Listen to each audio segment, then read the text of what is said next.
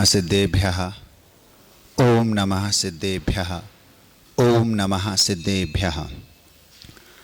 अहिंसा परमो धर्म की। आचार्य भगवान गुरुदेव श्री विद्यासागर जी मुनि महाराज की। आचार्य श्री समय सागर जी महाराज की। अनुज श्रवण श्री ओंकार सागर जी महाराज की।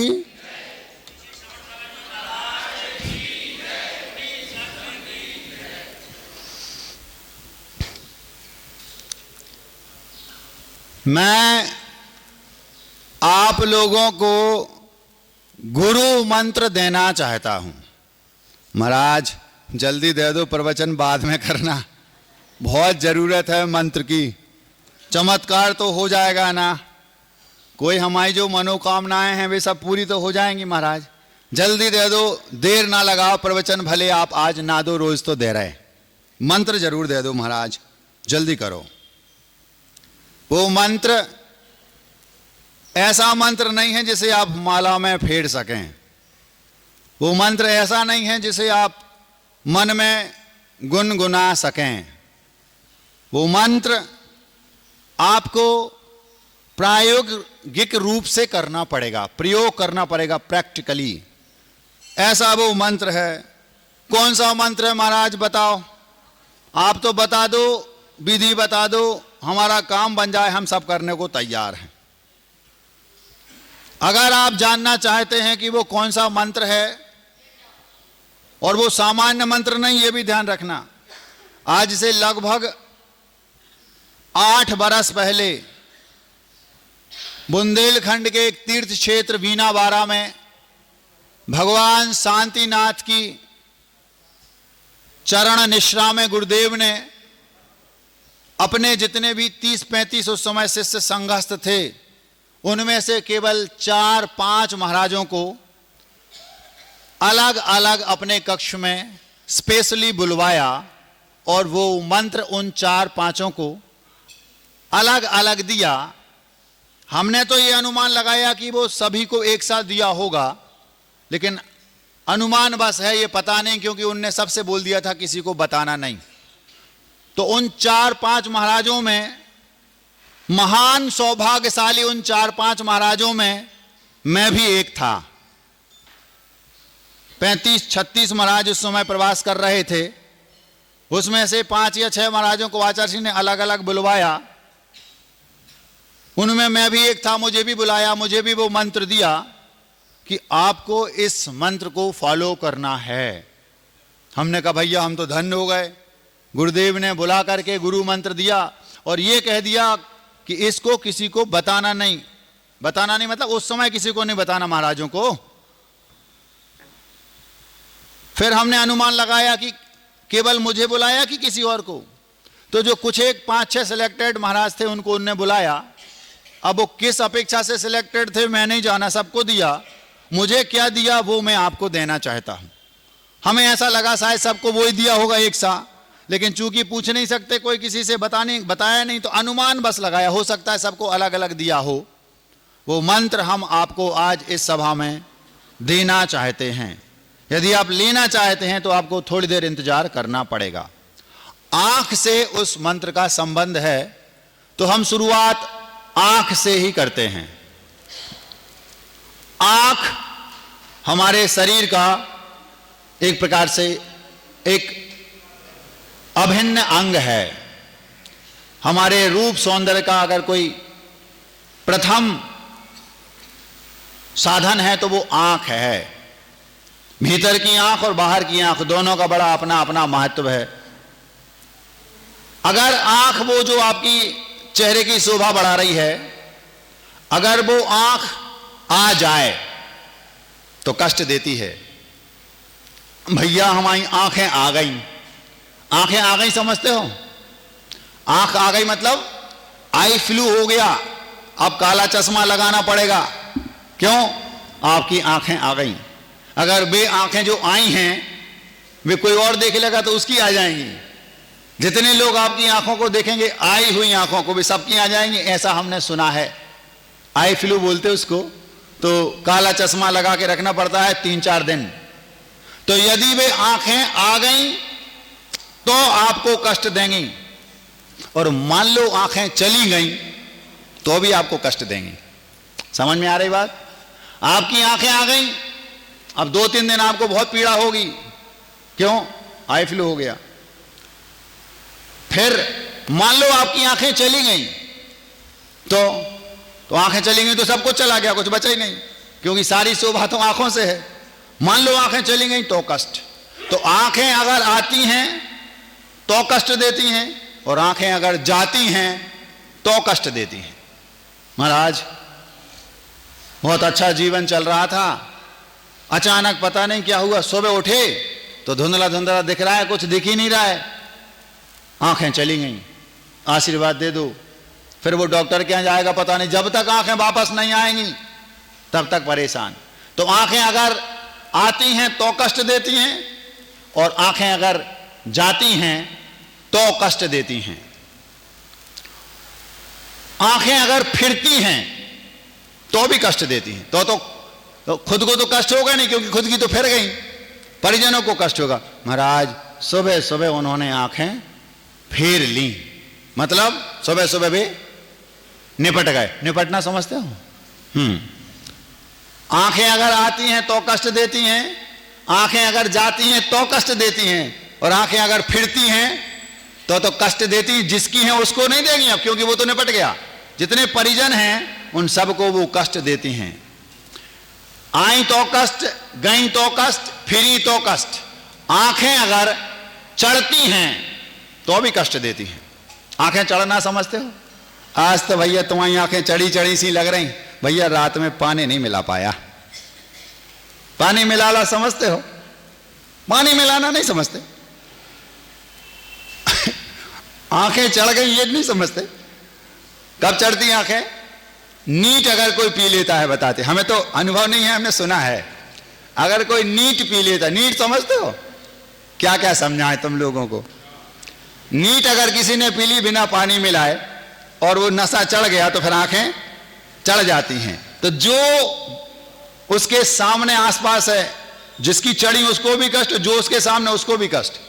तो आंखें आती हैं तो कष्ट देती हैं, जाती हैं तो कष्ट देती हैं, फिरती हैं तो कष्ट देती हैं, और चढ़ती हैं तो कष्ट देती। और अगर उतर गए, किसी की नजरों से उतर गए, तो उससे पूछो कितना कष्ट होता है। समझ में आ रही बात? आंखों से उतर गए किसी के, आचार्य श्री एक बार बोलते थे, डंडे की मार तो फिर भी कम कष्ट देती है, अगर किसी को नजरों से उतार दिया तो इसको बोलते हैं मखमली मार, तिरस्कार की मार।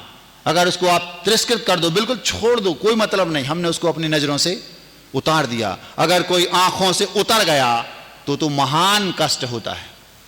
हमारे गुरुदेव जब हम लोग संघ में थे, मान लो किसी से कोई छोटी मोटी त्रुटि हो गई तो उनका पहला जो ब्रह्मास्त्र था वही, उसको थोड़ा सा ऐसा फील कराएंगे जैसे हमने तुमसे अभी नजरों से तुम्हें उतार दिया। इतने में ही वो ऊपर से नीचे तक हिल जाता था, और बस घंटे भर बाद जाएगा, गुरुदेव क्षमा कर दो, गलती हो गई, प्रायश्चित दे दो, बात रफा दफा हो जाती थी।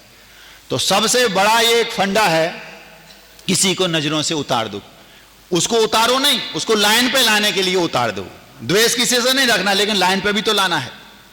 तो आंखें आई तो कष्ट देंगी, गई तो कष्ट देंगी, फिरी तो कष्ट देंगी, चढ़ी तो कष्ट देंगी, और उतार दिया तो कष्ट देंगी।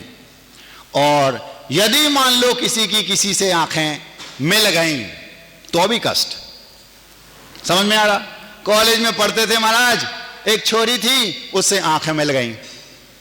अब कब तक कष्ट देंगी? जब तक वो मिल नहीं जाएगी। जब तक वो उससे विवाह नहीं हो जाएगा तब तक कष्ट देंगी। मिल गई तो इतना ही ठीक होता।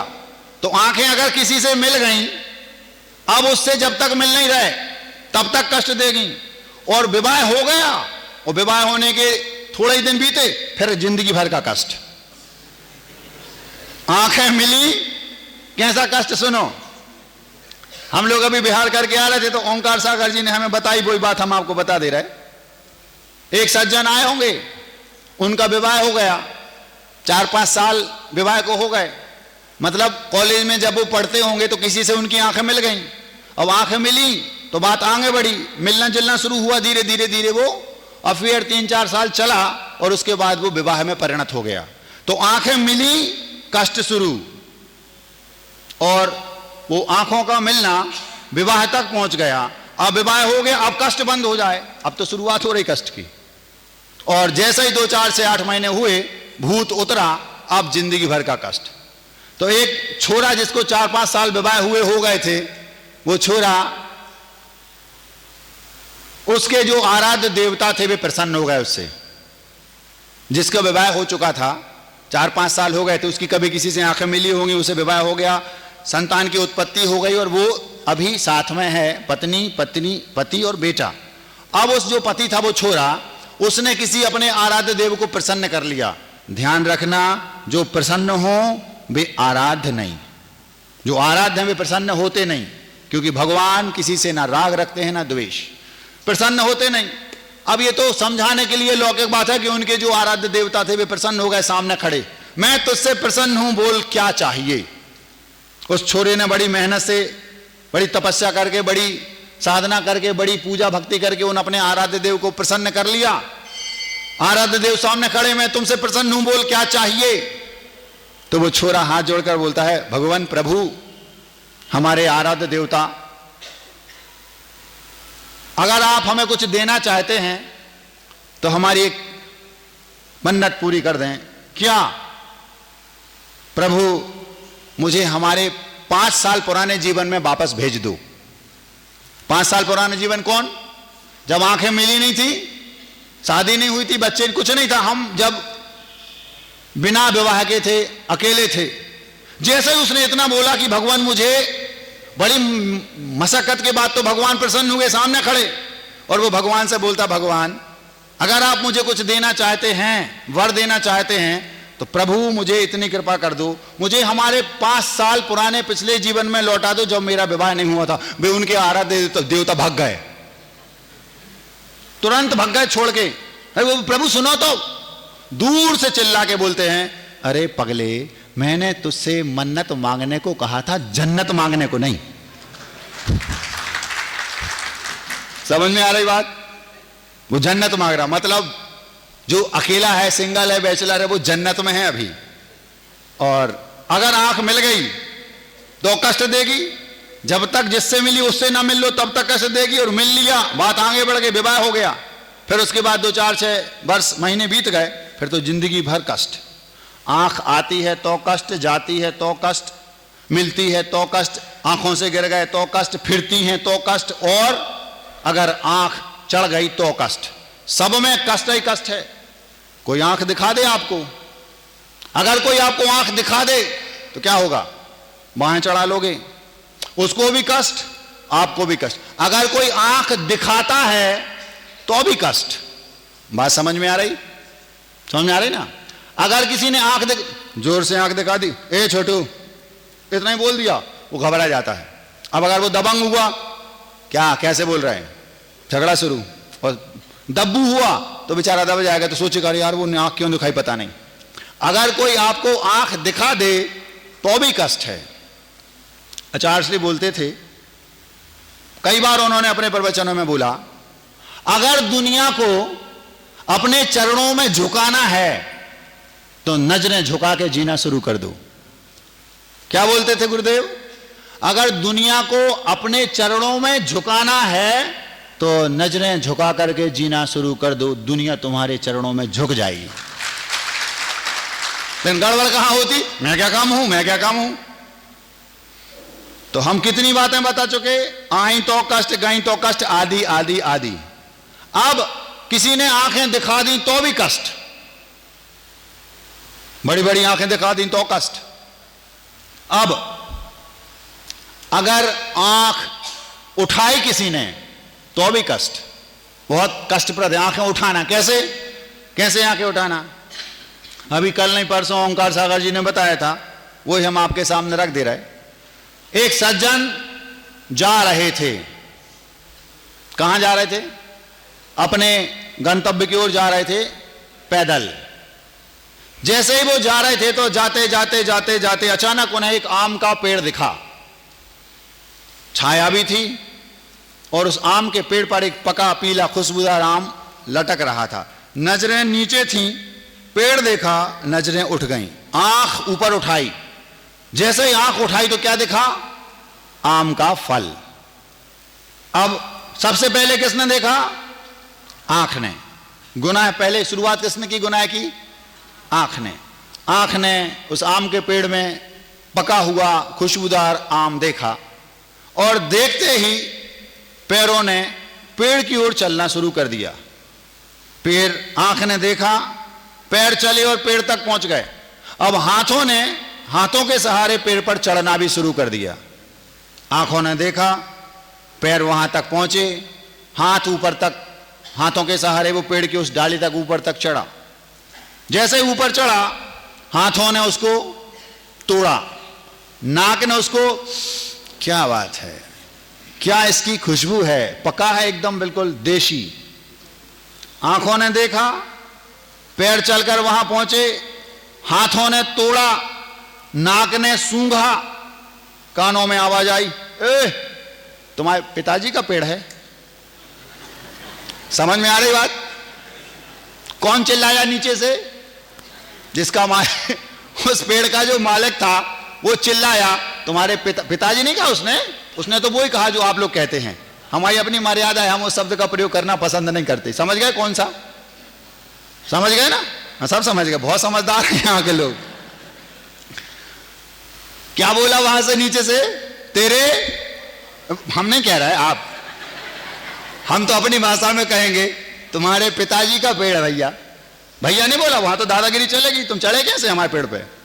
आंखों ने देखा, पैर चल के गए, हाथों ने तोड़ा, नाक ने सूंघा, कान में आवाज आई, तुम्हारे पिताजी का पेड़ है। बस जैसे उसने तोड़ा और नीचे आया, अब इतना तो सुन लिया पिताजी का पेड़, उसने सोचा नीचे जाएंगे तो अब ऊपर तो है ही, तो बैठा बैठा उसने बढ़िया चूस लिया उसको, जिह्वा ने स्वाद लिया, पेट भरा और नीचे उतरा तो उसने 2-3 डंडे पीठ पर ठोक दिए। आंखों ने देखा, पैर चलकर वहां तक गए, हाथों ने तोड़ा, नाक ने सूंघा, कानों ने सुना, जिह्वा ने खाया, पेट भरा, एक एक चीज एक एक ने की और घूम फिर कर बात लौट में कहां आई? पीठ पर डंडे पड़े तो आंसू आंखों से आए। क्यों? शुरुआत आंखों ने की थी। समझ में आ रही बात? बहुत रहस्य है इस बात में। शुरुआत किसने की? आपने। डंडे कौन खाएगा? आप। कौन खिलाएगा? कर्म। बहुत गहरा रहस्य, समझ लो हम क्या कहना चाह रहे हैं। शुरुआत किसने की? आंखों ने। हमने शुरुआत नहीं की, शुरुआत आपने की। अब कान सुनेंगे, आंखें देखेंगी, नाक सूंघेगी, डंडे पीठ पे पड़ेंगे, आंसू आएंगे आंखों से, क्योंकि शुरुआत आंखों ने की थी। महाराज आप कहां से बात को कहां ले गए? हम कहीं नहीं ले गए, वो तो यहीं से लाने यहां था। गुरुदेव ने आंख आएंगी तो कष्ट देंगी, जाएंगी तो कष्ट देंगी, फिरेंगी तो कष्ट देंगी, उठेंगी तो कष्ट देगी। आंख किसने उठाई थी? उस मुसाफिर ने। ना वो आंखों से आम को देखता और ना पीठ में डंडे पड़ते। ये दुनिया भर की पूरी जो कहानी बनी वो किससे बनी? केवल मात्र आंखों से। आज यही गड़बड़ हो रहा है। गुरुदेव ने एक हाई को लिखा है, मेरी 2 आंखें मेरी ओर 1000 सतर्क हो जा। अगर आपको पाप से बचना है, दुनियादारी में कष्ट से बचना है, तो आप नजरें झुका के जियो। 2 बातें एक साथ कह रहे हैं, हम समझ रहे हो तो समझ लो। नजरें उठा के जियोगे बर्बाद हो जाओगे, नजरें झुका के जियोगे तो दुनिया तुम्हारे चरणों में झुकेगी। क्या कहा? तेरी 2 आंखें तेरी ओर 1000 सतर्क हो जा। क्यों? तुमने तो 2 आंखें से दुनिया को देखा, लेकिन तुम्हारी ओर 1000 आंखें हैं। जिसको तुम दिख रहे हो, हजारों लोगों को तुम दिख रहे हो।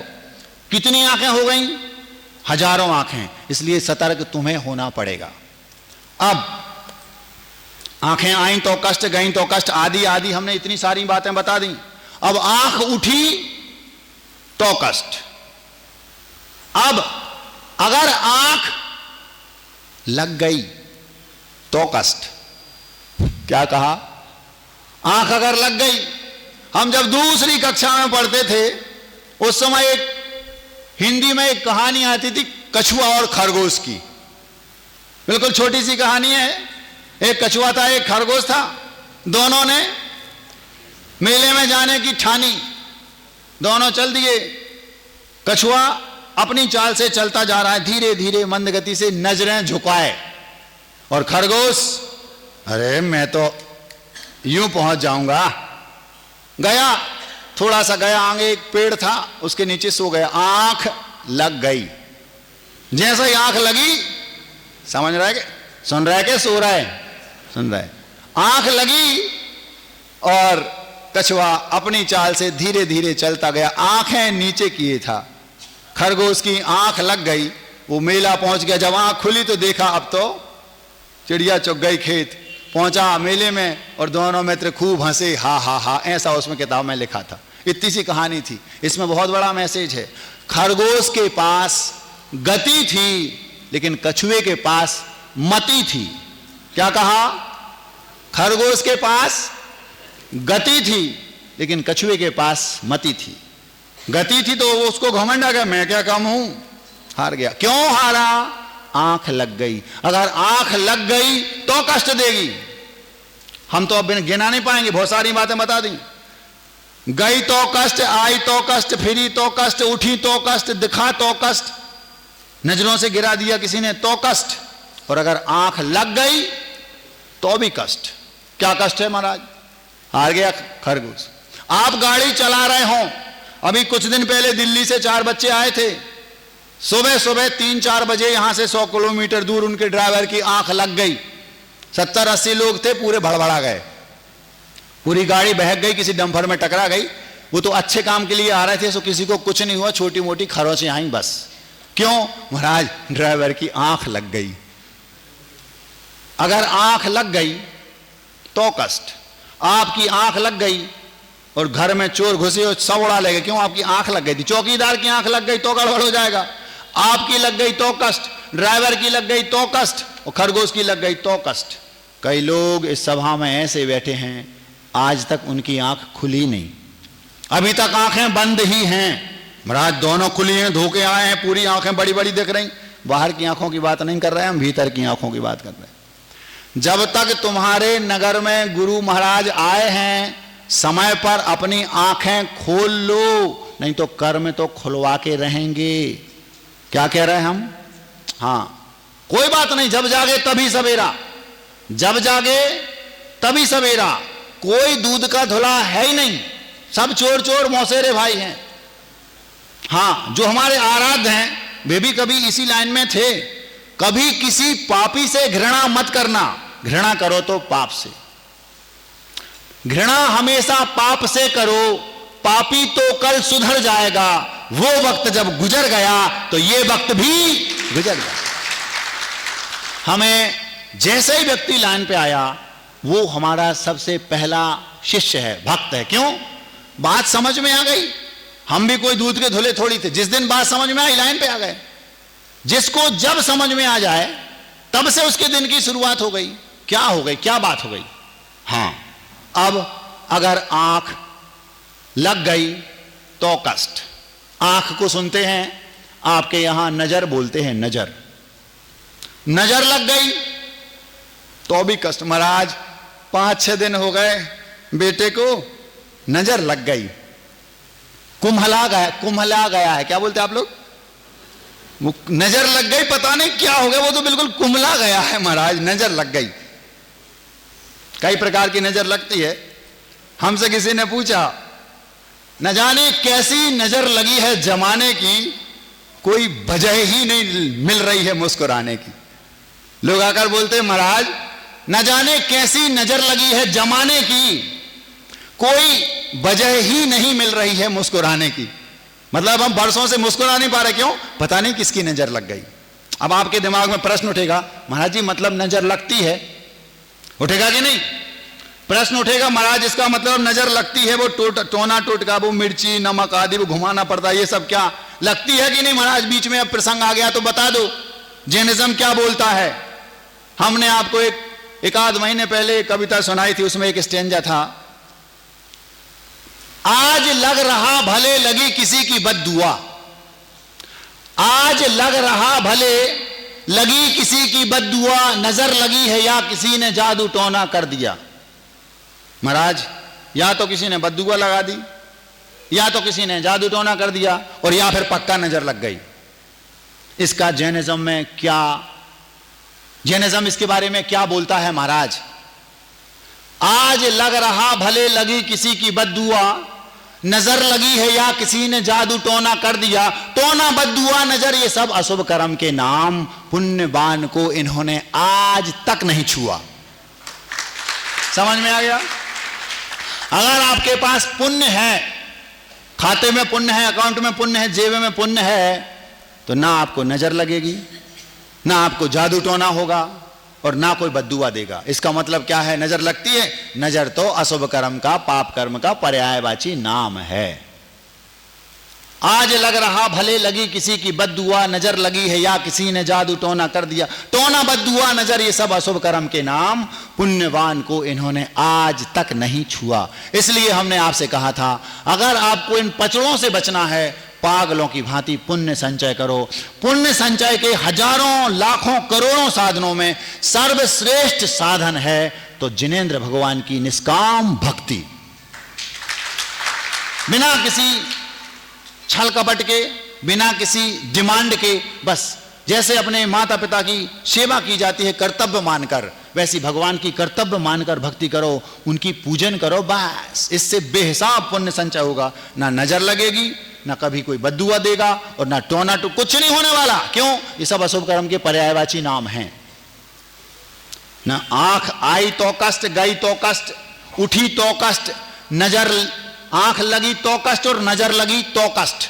महाराज अब बचा क्या है? कुछ तो नहीं बचने दिया आपने, सब तो हो गया, अभी और बाकी है। कहते ना महाराज जी, वो हमारी नजरों के सामने जितने उठते चले गए, वे हमारी नजरों से उतने गिरते चले गए।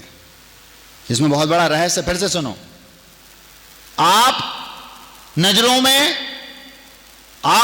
नजरों के सामने तो उठते चले गए, लेकिन नजरों से गिरते चले गए। हम और हम में आप उठते चले गए। पुण्य था तो आप उठते चले गए, लेकिन नजरों में तो गिरते ही चले गए। आप लोग ऊपर उठना जानते हो, अरे नजरों में उठना सीख लो, दुनिया आपको ऊपर उठा देगी अपने आप। आप ऊपर उठना तो चाहते हो, लेकिन किसी की नजरों में ऊपर उठना नहीं चाहते। हमने बच्चों से ऊपर कहा था, साइंस से रिलेटेड है आज का ये वक्तव्य, अब हम उसको आपके सामने रखते हैं। भूमिका पूरी हमारी बन गई। महाराज जी पहले वो आप मंत्र दे रहे थे, वो गुरु मंत्र, उसका क्या हुआ? उसका संबंध आंखों से है, जल्दी ना करो, अभी देने वाले हैं, ठंडा करके खाओ नहीं तो मुंह जल जाएगा। वो मंत्र जो आज से लगभग 8 वर्ष पहले गुरुदेव ने बीना बारा में अलग से इंडिविजुअली बुला के और अलग से दिया, कहा किसी को मत बताना। देखो गुरु ने कहा था किसी को मत बताना, और हम तुम्हें बता रहे। तो महाराज जी आप आचार्य की बात का अवहेलना नहीं कर रहा है, उनका मतलब था वहां किसी को मत बताना उस समय, नहीं तो सब कहेंगे, मां बोलती ना इधर अपने चहेते बच्चों को लड्डू दे देती है और कह देती किसी को बोला नहीं तो वे सब आएंगे मांगेंगे। तो उनने कहा इधर आओ, हाँ ये लड्डू लो, किसी को बताना नहीं कि लड्डू दिया हो। वो लड्डू हम तुम्हें दे रहे हैं, कितना चाहते होंगे हम तुम लोगों को, सोचो तो। महाराज वो तो हम ही जानत हैं कितना चाहते हो। अब 100% होता है, 100% होता ना। 100 नंबर का पेपर कितने मार्क्स है महाराज जी? 96%। 100/100, 96/100, 50/100, 70/100। तो आप लोगों को वीतराग विज्ञान से ज्यादा विज्ञान पर भरोसा है। विज्ञान ने 5 इंद्रियों पर शोध किया।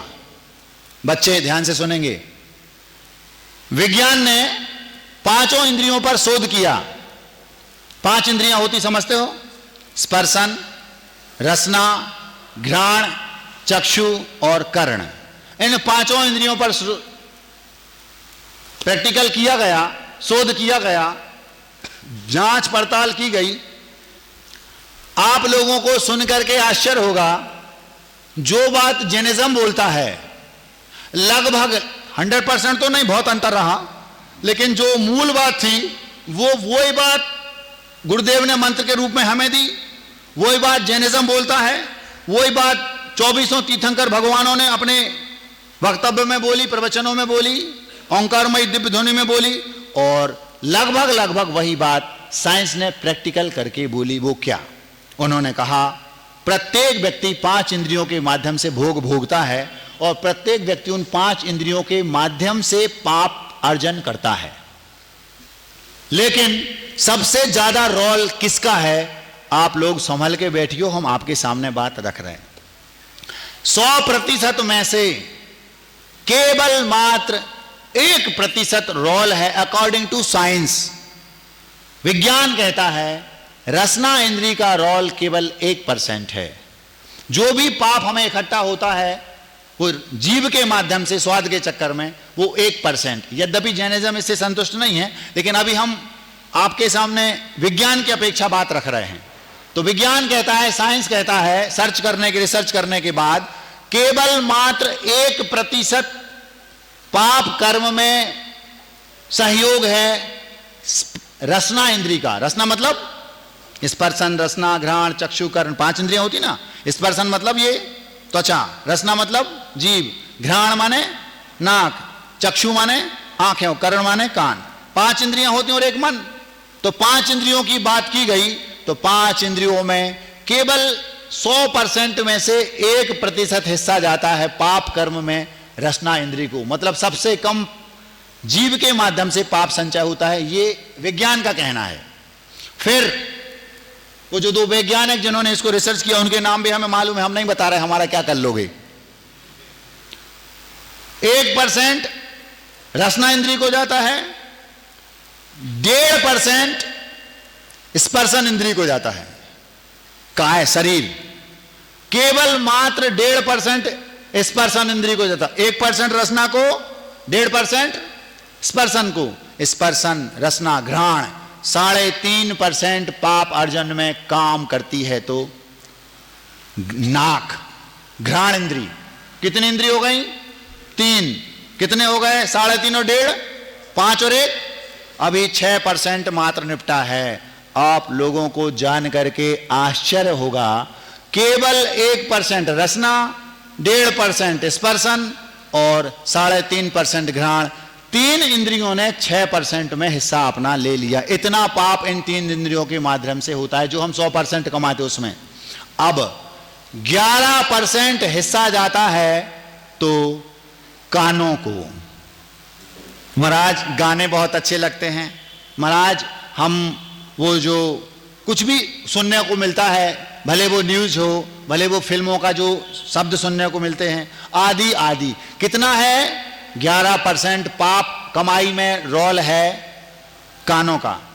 किसी के 5 बेटे हैं, एक मान लो बड़कुल परिवार में 5 बेटे हैं, 5 कमाई करते हैं। एक कमाई करता केवल 1%, एक करता है घर की पूरी कमाई का 1.5%, एक करता है घर की पूरी कमाई का 3.5% और एक करता है 11%। ये 11% वाला कौन हो गया? कान। रसना को 1, घ्राण को 3.5, स्पर्शन को 1.5 और कानों को 11। ये 4 मिला के 17% हो पाया। बाकी 83% हिस्सा जाता है तो आंखों को। बात समझ में आ गई? हमारी 5 इंद्रियों का व्यापार प्रतिपल चल रहा है। इन 5 इंद्रियों में से 83% पाप कमाई होती है हमें आंखों से। इसीलिए गुरुदेव कहते थे, आंख उठी कष्ट, आंख आई कष्ट, आंख गई कष्ट, आंख फिरी कष्ट, आंख झुकी। बस एक बात याद रखो, आंख झुका के जीना है। आंख झुकी रहेगी, 83% खिड़की दुकान बंद।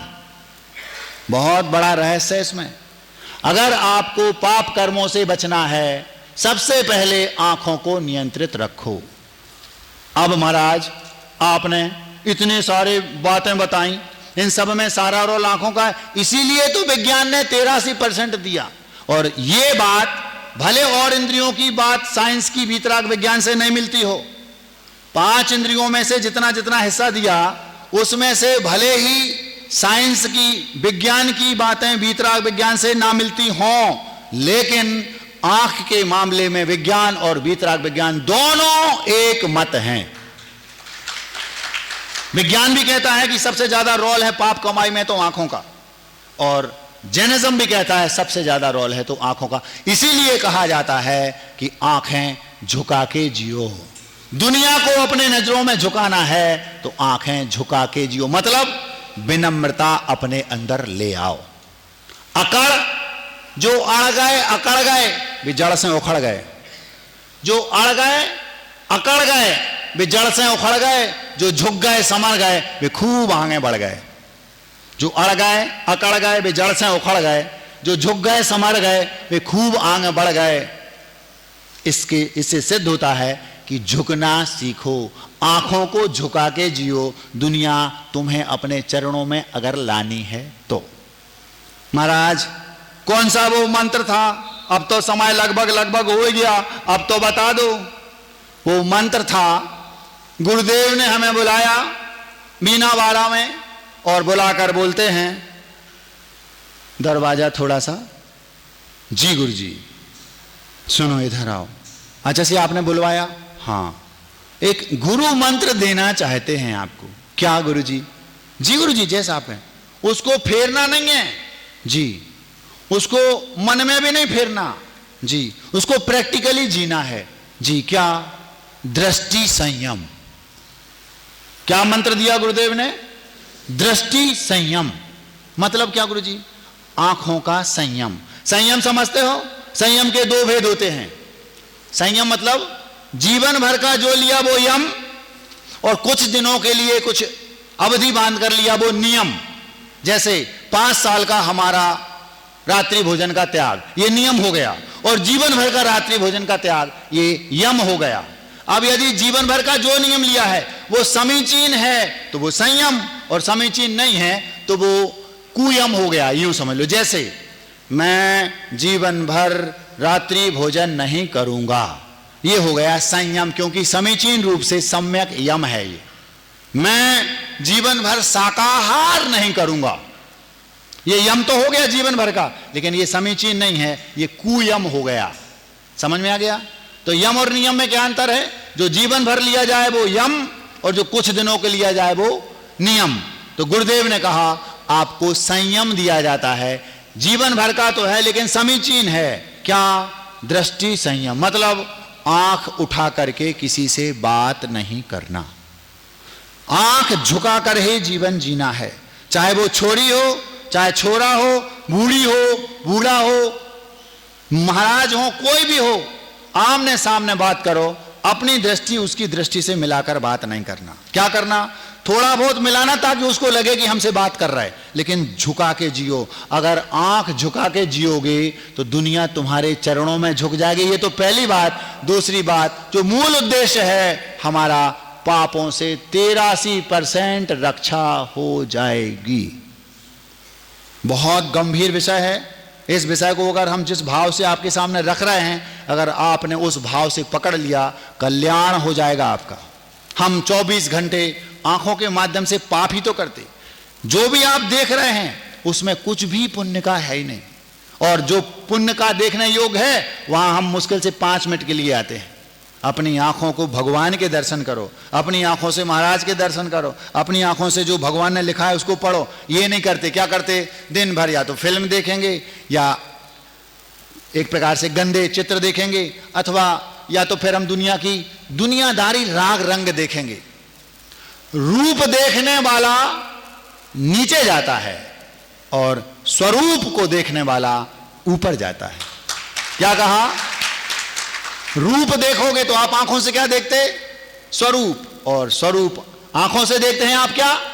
रूप। रूप आंखों से दिखता है और स्वरूप आंखों से दिखाई ही नहीं देता। स्वरूप मतलब अपना स्वयं का जो स्वरूप आत्मा चेतन वो आंखों से दिखाई नहीं देता। आप लोग रूप देखते हो, मंदिर में द्रव्य चढ़ा रहे, बाजू में कोई सुंदर सा दिखा, उसी को देख, भगवान को नहीं दिख रहे आप। हाँ, ऐसा होता कि नहीं? ये प्रैक्टिकली है बिल्कुल। तो आप अगर रूप देखोगे तो नीचे जाओगे और स्वरूप देखोगे तो ऊपर जाओगे। गलती आंखों की है। A to Z कहीं भी लगा लो, 20 पॉइंट हमने लगभग आपके सामने रख दिए।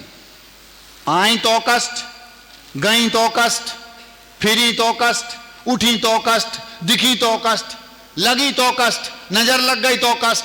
जितना भी सब बोला, इन सब में सारा खेल आंखों का है। इन सब से 83% हमारे पाप का हिस्सा आंखों को जाता है। इसलिए अगर हमने अपनी आंखों को संयमित कर लिया, दृष्टि संयम को पालन किया, वो जो गुरु मंत्र गुरुदेव ने हमें दिया था, अगर आपने उस दृष्टि संयम गुरु मंत्र को पालन कर लिया, 2-4 भाव में भगवान बन जाओगे। भगवान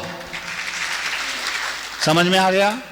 वो मंत्र हम आपको दे देते हैं, आप उसको आज से ही प्रैक्टिकली प्रायोगिक रूप से उसको स्वीकारना शुरू कर दो। आपको लगेगा महाराज आप सही कह रहे हैं। जैसे ही कुछ गलत दिखा तुरंत खिड़की बंद, जैसे ही कुछ गलत की ओर हम गए, सीन कुछ भी आया बंद। चल रहे हैं तो नीचे झुका के चलेंगे। कोई दिखा, हमारे जो हम मेल हैं फीमेल, देखना नहीं। क्यों? होना कुछ नहीं है, केवल आप विचार करोगे आंखों के माध्यम से और पाप बंद होगा। भाव भाव में वो परेशान करेगा। गलती केवल इतनी थी, उसे आम दिख गया। शुरुआत आपकी कुछ भी हो किससे होती है? आंख से, और बाद में शरीर के पूरे अंग अंग को कष्ट होता है केवल आंख के कारण। आपने किसी का रूप सौंदर्य देख लिया आंख से, बस अब दिमाग खराब, अब पूरा शरीर परेशान है। आंख भी, कान भी, नाक भी, मुंह भी, पेट भी, सब, और सब उस आंख की उस पूर्ति करने में लगे रहते हैं और पिटाई खाते हैं, और बाद में लास्ट में आंसू आएंगे तो आंख को। क्यों? शुरुआत तुमने की थी। इसलिए पूरे वक्तव्य का सार ये है, दृष्टि संयम ये गुरु मंत्र है। आप सबको दृष्टि संयम रखना है। जितना हमने अपनी आंखों को संयमित रख लिया, उतने हम पापों से बच जाएंगे। जैसे सांपों से डरात, वैसे पापों से डरो, और जिनसे नरकों में जात वे काम ही नहीं करो। क्या कहा? फिर से सुनो। जैसे सांपों से डरात, वैसे पापों से डरो, और जिनसे नरकों में जात वैसे काम ही नहीं करो। समझ में आ गया? इतना आज के वक्तव्य का सार था। हमें दृष्टि संयम रखना है। अपनी आंखों को 24 घंटे घी जैसा प्रयोग करना है। घी जैसे मतलब? घी जैसे मतलब आप नहाने जाते हो, पानी का कैसे प्रयोग करते? महाराज हम तो जाते हैं, सावर चालू कर देते, घंटे भर नहाते, हमारे नहाने के बाद भी सावर नहाता रहता है। मतलब चालू है। उसका पानी का उपयोग आप कैसे करते हो आपको पता है, और घी का प्रयोग कैसे करते हो बताओ जरा। अरे महाराज 1000 का 1 किलो है, बताते 2000 का है। सुनने में हमने आया वो शांति धारा वाला 2-2.5 का 1 किलो है, गिर गाय वाला 2.5 का है। नहाओगे घी से? तिरछी पर महाराज, हमारे महाराज कह रहे हैं वो घी निकालते तो तिरछी परी से, परी मतलब जो घी का निकालने का एक यंत्र होता है, तिरछी करके निकालते। भैया घी है 2000-2.5 का 1 किलो है। तो आंखों को घी जैसा प्रयोग करना शुरू कर दो, पापों से बच जाओगे, बच जाओगे, बच जाओगे। हम ज्यादा कहना नहीं चाहते, समय 5 मिनट ज्यादा हो गया, क्षमा तो नहीं मांगेंगे, लेकिन फिर भी क्या कहा? दृष्टि संयम।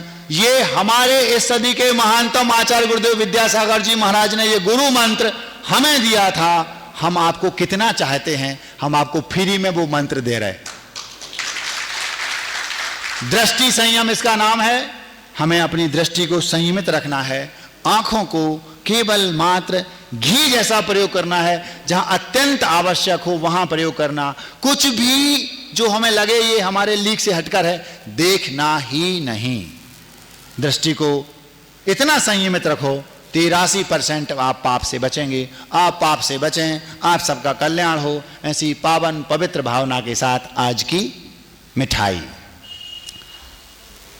ये गुरुदेव ने जो हमें मंत्र दिया था दृष्टि संयम, ये उनका दिया एक अनमोल उपहार था।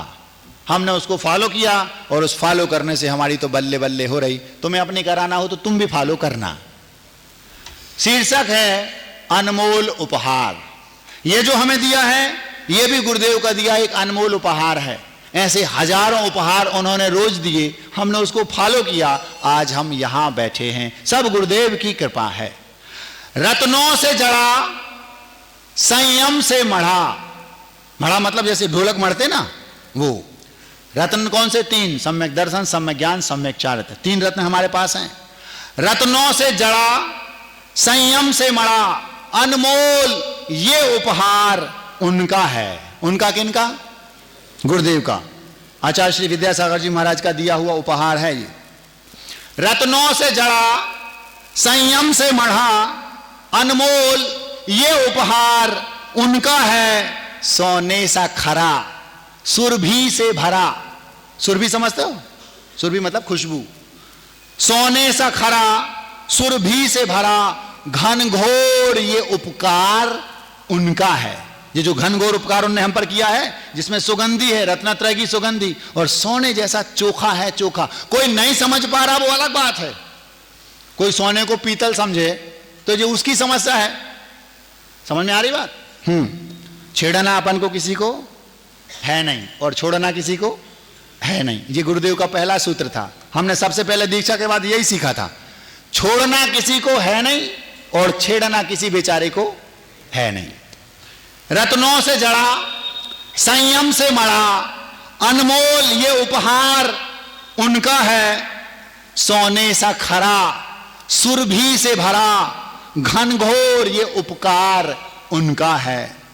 जब से ये मिला तब से मैं खिला, जब से ये मिला तब से मैं खिला, हुई भोर। भोर माने सवेरा। जब से ये मिला तब से मैं खिला, हुई भोर ये हार उनका है। प्रमुदित में बड़ा, नचने को खड़ा, मन मोर ये कार्य उनका है। किस्मत ही खुली, जिस दिन से दीक्षा मिली है उस दिन से किस्मत खुल गई। किस्मत ही खुली, दुनिया बदली चहुओर ये दुलार उनका है। मतलब उन्होंने दीक्षा दे के अपनी किस्मत बदल दी, दुनिया बदल दी, इतना दुलार दिया। ये सब किनका है? किस्मत ही खुली, दुनिया बदली चहुओर ये दुलार उनका है। नीचे था पड़ा, ऊपर हूं खड़ा, नया दौर ये सुधार उनका है। नख से सिख तक, नख सिख समझते हो? Tip to top, A to Z। नख पैर के अंगूठे के नाखून से शिखर तक। नख से सिख तक, तन मन रग रग। नख से सिख तक, तन मन रग रग, हर छोर मतलब प्रत्येक छोर में ये खुमार उनका है। जो अपने जो नशा चढ़ा है ना एक, अच्छा अलग ही जो दिगंबरत का जो एक आनंद लूट रहे हैं हम, वो अलग ही जो खुमार है, वो निसार है, जो खुमारी है वो उनकी है, अपनी नहीं।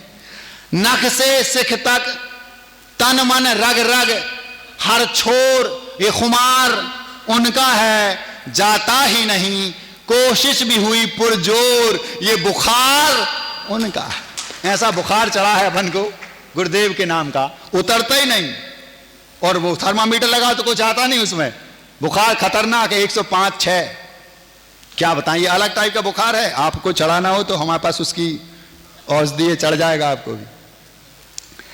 किस्मत ही खुली, दुनिया बदली चहुओर ये दुलार उनका है। नीचे था पड़ा, ऊपर हूं खड़ा, नया दौर ये सुधार उनका है। नख से सिख तक, तन मन रग रग, हर छोर ये खुमार उनका है। जाता ही नहीं, कोशिश भी हुई पुरजोर ये बुखार उनका है। आता जो दुखी, पाता वो खुशी, चित चोर ये व्यवहार उनका है। उनका व्यवहार ऐसा था, जो उनके पास आता था वो उनका हो जाता था। वो चित्त चुरा लेते थे, वो चोर थे, चित्त चोर थे, सबके हृदय को चुरा लेते थे। जो आता था वो माला माल होके जाता था। आता जो दुखी, पाता वो खुशी, चित्त चोर ये व्यवहार उनका है। मिलता सब ही, दिखता न कभी न शोर ये व्यापार उनका है। ऐसा व्यापार था, दिखता कुछ था नहीं और मिलता सब कुछ था, अलग टाइप का व्यापार था। आता जो दुखी, पाता वो खुशी, चित्त चोर ये व्यवहार उनका है, मिलता सब ही, दिखता न कभी न शोर, ये व्यापार उनका है। पाना है यदि मुक्ति तो वहीं कर जोर, अगर मुक्ति पाना है तो हाथ जोड़ के पहुंचा उनके चरणों में। पाना है यदि मुक्ति तो वहीं कर जोड़, ये दरबार उनका है, दूजा न कोई, जग में है वही सिरमौर, ये बाजार उनका है। उनका मतलब गुरुदेव का। अनगढ़ पत्थर, हम तो एक फालतू रास्ते में पड़े पत्थर थे, उन्होंने गढ़ दिया और शोकेस में सजा दिया, हीरा बना दिया, हीरा कीरा को हीरा बना दिया। अनगढ़ पत्थर गढ़ दिया प्रखर, बेजोड़ ये आकार उनका है। अनगढ़ पत्थर गढ़ दिया प्रखर, बेजोड़ ये आकार उनका है। जैसा चाहें वैसा ढालें सब ओर, ये अधिकार उनका है। वो जो चाहें वो करें। वो कहते हैं चढ़ जाओ टंकी पे, श्रवण सागर चढ़ जाएंगे। वो कहते हैं कूद जाओ, कूद जाएंगे। क्यों? गुरुदेव से पूछो क्यों, हम नहीं जानते। उनने कहा टंकी पे चढ़ जा, कूद जा। Yes boss, boss is always right. अनगढ़ पत्थर गढ़ दिया प्रखर, बेजोड़ ये आकार उनका है। जैसा चाहें वैसा ढालें सब ओर, ये अधिकार उनका है। हर वचन मात्र है सूत्र वाक्य। उनने कहा दृष्टि संयम, ये मेरे लिए सूत्र हो गया। उनके मुख से निकला हर एक शब्द सूत्र था। सूत्र सूत्र वाक्य होता था, फॉलो किया भगवान बन जाओगे निश्चित है। उन्होंने दृष्टि संयम का एक सूत्र दिया, हमने उसको फॉलो किया, हम आज ऊपर आ गए, बल्ले बल्ले हो रही है। वचन हर वचन मात्र है सूत्र वाक्य हो गौर, गौर से सुनना, ये उद्गार, उनके मुख का उद्गार सूत्र वाक्य बन जाता था। हर वचन मात्र है सूत्र वाक्य हो गौर, ये उद्गार उनका है। मुख से न कहो करते ही रहो न छोर, ये संस्कार उनका है। वो कहते थे मुंह से नहीं बोलो महाराज जी हमने ये ले लिया, हमारा ये त्याग, ये नहीं, जो नहीं किया उसकी बात करो। करो नहीं, करते जाओ, और कब और करते जाओ, करते जाओ, करते जाओ। हर वचन मात्र है सूत्र वाक्य हो गौर, ये उद्गार उनका है। मुख से न कहो करते ही रहो न छोर, ये संस्कार उनका है। अब बम ब्लास्ट हो रहा है, थोड़ा संभल के रहियो, आजू बाजू वाले को पकड़ के चलना। अंतिम क्षण तक, अंतिम क्षण मतलब जीवन के अंतिम श्वास तक, अंतिम क्षण तक उनकी पदरज, पदरज माने चरणों की धूल, अंतिम क्षण तक उनकी पदरज बस ठौर, ठौर माने ठिकाना, उनके चरणों की धूल ही अपना अंतिम ठिकाना है। अंतिम क्षण तक उनकी पदरज बस ठौर, ये द्वार उनका है। अंतिम क्षण तक उनकी पदरज बस ठौर, ये द्वार उनका है। गर साथ ना हो सिर हाथ ना हो, अगर उनका साथ नहीं है, उनका हमारे सिर पर हाथ नहीं है, आज आप हमें क्यों पूज रहे हैं मालूम? यहां हम पिछले 45-46 दिन से देख रहे हैं खचाखच भरा रहता, क्यों मालूम? क्यों? हमारी वैल्यू नहीं है, वैल्यू है हमारे ब्रांड की। आचार्य विद्यासागर जी के शिष्य हैं, ब्रांडेड कंपनी का माल है। अंतिम क्षण तक उनकी पदरज बस ठौर, ये द्वार उनका है। गर साथ ना हो सिर हाथ ना हो, कमजोर ये अनगार मात्र तिनका है। अगर उनका साथ, उनका नाम हमारे नाम के साथ नहीं लगा, अपनी कोई वैल्यू नहीं है, वैल्यू ब्रांड की है। हम अनगार माने साधु। अंतिम क्षण तक उनकी पदरज बस ठौर, ये द्वार उनका है। गर साथ ना हो सिर हाथ ना हो, कमजोर ये अनगार मात्र तिनका है। वो तीर्थंकर हों, भगवान से प्रार्थना है अब, वो तीर्थंकर हों, समो शरण हो, दिव्य शौर्य इंतजार उस दिन का है। किस दिन का इंतजार है? जब वो समो शरण में तीर्थंकर बने, समो शरण में वो विराजित हों, केवल ज्ञान उनके साथ हो, और दिव्य शौर्य माने सब कुछ जो दिखाई दे रहा है वो सब देवताओं के द्वारा बनाया गया है। यहां तो मनुष्य बना रहा है जो कुछ भी है, छोटा मोटा टेढ़ा टाढ़ा सब माइक, वहां तो देवताओं द्वारा बनाया जाता है। वहां दिखेगा नहीं ये माइक अपने आप, 10 अष्ट महाभाषा समेत लघु भाषा 7 शतक सुचेत। 18 महाभाषाएं एक साथ निकल रही और 700 लघु भाषाएं, सबको अपनी अपनी भाषाओं में समझ में आ रहा है। ऐसा वैभव होता देवताओं के द्वारा। माइक लगा गया, यहां तो एक ही लगा, उसी को किर्र पिर्र करना पड़ता है। आपकी गलती नहीं है, देवता नहीं हो आप, इसलिए कह रहे। अंतिम क्षण तक उनकी पदरज बस ठोर, ये द्वार उनका है। घर साथ ना हो, सिर हाथ ना हो, कमजोर ये अनगार मात्र तिनका है। वो तीर्थंकर हो, समो शरण हो, दिव्य शौर्य इंतजार उस दिन का है जगत भ्रमण तब तक ये श्रमण, हर मोड़ पर कर्जदार उनका है। अहिंसा परमो धर्म की